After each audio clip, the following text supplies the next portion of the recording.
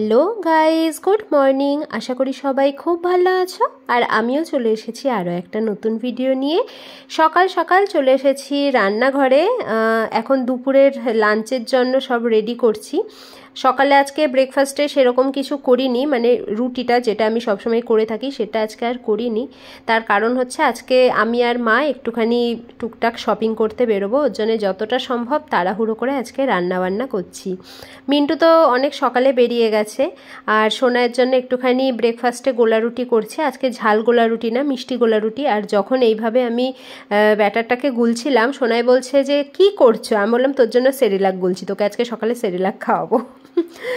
তো যাই হোক, অ্যাকচুয়ালি আমাদের ডিসেম্বর মাসে দুটো বিয়ে বাড়ি রয়েছে, তো সেখানে যাব, তার জন্য টুকটাক একটু কেনাকাটা করছি, সেটা শিলিগুড়িতে। তো চাকদা থেকে শিলিগুড়ি যাব, সেখানে বেশ কিছুদিন থাকার ব্যাপার রয়েছে, সেখান থেকে দার্জিলিং যাওয়ারও প্ল্যান রয়েছে। তো আশা করি সব কিছু তোমাদের সাথে শেয়ার করতে পারবো। তো যাই হোক, সকালবেলা সোনাইকে তো খেতে দিয়ে দিলাম, এদিকে একটুখানি পেঁয়াজ আর ধনেপাতা দিয়ে মুসুরির ডাল করছি। আমি রাঁধুনি ফোড়ন দিয়েও করি, কিন্তু আজকে ইচ্ছে হলো একটুখানি ধনেপাতা দিয়ে খাই। তো ধনেপাতার ফ্লেভারটা আমার খুব ভালোই লাগে, অনেকের আবার পছন্দ না।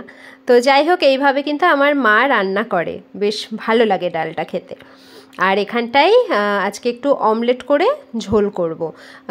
তিনজনের জন্য 3টে ডিম নিয়ে নিয়েছি, কিন্তু আলাদা আলাদা করে আর অমলেট করিনি, একবারে 3টে ডিমকে ফেটিয়ে এই যে একবারে একটু বড় করে অমলেট করে সেটাকে কেটে নিলাম। যেদিন তাড়াহুড়ো থাকে সেদিন আমি এইভাবেই একটু শর্টে কাজ করার চেষ্টা করি। এদিকে কথা বলতে বলতে অমলেটের ঝোলটাও হয়ে গেছে, ইন্ডাকশানে ভাত বসিয়ে দিয়েছি, এখানে রয়েছে ডাল, আর আসার সময় একটুখানি চিপস কিনে নিয়ে আসবো, ওই দিয়ে আমাদের লাঞ্চ হয়ে যাবে।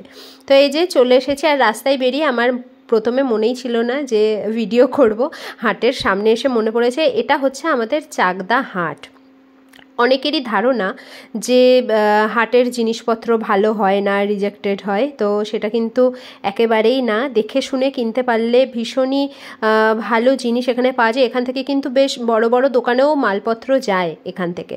তো যেটা অনেকের ভুল ধারণা রয়েছে, হাটের জিনিস মানেই একটা ভালো হবে না, ডিসপুট মাল বেরোবে, সেরকম কিন্তু কোনো কথাই নেই। প্রতি শুক্রবার আমাদের চাকদায় এখানে হাট বসে, বিশাল বড় হাট বসে, মানে শুরু কোথায় শেষ কোথায় তোমরা বুঝতেই পারবে না। আমি এসেই হারিয়ে গেছি, বিয়ের পরে এই ফার্স্ট টাইম হাটে আসলাম, মাকে বললাম চলো একটুখানি ঘুরে আসা যাক। তো এখানে কিন্তু সমস্ত কিছু পাওয়া যায়, আর এখন যেহেতু শীত পড়ছে ওর জন্য চারিদিকে যেটা দেখলাম প্রচুর শীতের জিনিস, প্রচুর। তো চলে আসলাম এখানে একটা দোকানে, বাবার জন্য একটা মা ট্রাক শ্যুট নেবে বলছিল। তো এখানে কিন্তু ট্রাক শ্যুটগুলো বেশ সুন্দর, বিভিন্ন রকম কোয়ালিটির আছে, যার যেমন সাধ্য সে সেভাবেই কিনতে পারবে। ভালো মন্দ সব কিছু মিলিয়ে সবার জন্যেই কিন্তু এখানে জিনিস পাওয়া যায়। ওই তো ডবল এক্সেল পরে এই জিনিস হবে না বাবা, এখান থেকে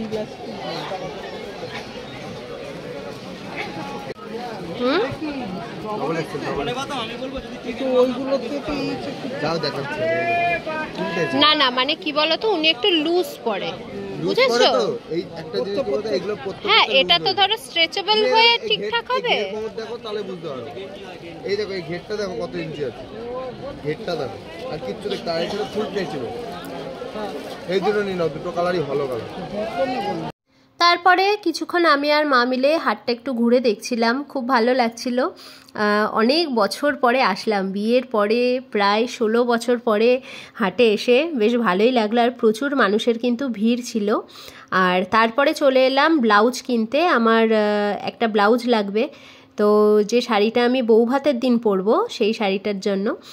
আর এখানে এসে কিন্তু এত সুন্দর সুন্দর ব্লাউজের দেখা পেলাম। দেখো, এই রেড কালারের ব্লাউজটা এত সুন্দর লাগছিল, মানে আমি কোনটা ছেড়ে কোনটা যে নেব আমি বুঝতেই পারছিলাম না। দামগুলোও কিন্তু বেশ রিজনেবল। তোমরা আসতেই পারো এই দোকানটায়, রেখা ড্রেসেস। তো এরপরে চলে এলাম একটা শাড়ির দোকানে। তো এই দোকানটাতে কিন্তু হ্যান্ডলুম, জামদানি থেকে শুরু করে বিভিন্ন রকম শাড়ির কালেকশন রয়েছে। আর দোকানের যিনি ওনার ব্যবহার তো ভীষণই ভালো, বেশ ভালো কালেকশন ছিল এই দোকানটায়। তো তারপরে চলে এলাম চাকদা স্টেশনের ওপরে। আমার একটা নেক পিস নেওয়ার দরকার ছিল, এই যে এই নেক পিসটা নিলাম। বেশ সুন্দর লাগছিল। তো যাই হোক, কী কেনাকাটা করলাম সেটা আর তোমাদের বাড়ি এসে দেখানো হয়নি। সন্ধেবেলা এখন সব কিছু নিয়ে বসলাম। এই দেখো, এই ব্লাউজটা নিয়েছি, যে শাড়িটা বৌভাতের দিন পরবো তার সাথে এই ব্লাউজটা কন্ট্রাস্ট করে পরবো। শাড়িটা কিন্তু মানে ব্লাউজটা কিন্তু একদম নিখুঁত জরির কাজ করা, আর কালারটা ভীষণই সুন্দর ছিল। সত্যি কথা বলতে এত রিজনেবল রেটে এত সুন্দর ব্লাউজ পাবো সেটা ভাবতেই পারিনি। প্যাডেড ব্লাউজ ছিল আর ফ্রন্ট ওপেন ছিল। আর এর সাথে কিনলাম হচ্ছে এই রেড কালারের ব্লাউজটা নেওয়ার আমার প্ল্যান ছিল না, কিন্তু এত সুন্দর লাগলো আমি আর না নিয়ে পারলাম না। রেডের ওপরে সিলভার জারি দিয়ে কাজ ছিল, আর রেডটাও কিন্তু খুব মিষ্টি একটা রেড ছিল। আর এই দেখো কাজটা আমি একটু কাছের থেকে দেখিয়ে দিচ্ছি, খুব নিখুঁত কাজ, ভীষণই ব্রাইট লাগছিল ব্লাউজটা। এরকম যদি রেড, ব্ল্যাক আর গ্রিন 3 রকম ব্লাউজ থাকে তাহলে কিন্তু অনেক শাড়ির সাথে পরা যায়, তাই না? তো আমার তো ভীষণই ভালো লেগেছে। আর বিশেষ করে এই ব্যাক পোর্শনটা যেটা ভি শেপে ছিল, এখন ভি শেপ ভীষণই চলছে, সেটা ব্যাক পোর্শন হোক বা ফ্রন্ট পোর্শন হোক। আর তারপরে এই একটা স্টোল কিনেছি। স্টোলটা দেখো, দেখে মনে হচ্ছে পুরো শালের মতো, ব্ল্যাকের ওপরে খুব সুন্দর সুতোর কাজ করা ছিল। স্টোলটা কিন্তু প্রথম দেখাতেই আমার ভীষণ ভালো লেগেছে। ভিডিওটা কেমন লাগলো সেটা কিন্তু অবশ্যই কমেন্ট করে জানাবে। আর কি কি শপিং করলাম সেটাও তো তোমাদেরকে দেখালাম। ও, আর একটা জিনিস তো দেখানোই হয়নি, এই ব্যাঙ্গেলটা কিনেছি, আর তার সাথে এই পেন্ডেন্ট দেওয়া ছোট্ট সরু চেনটা কিনেছি। ভীষণ সুইট লাগছিল।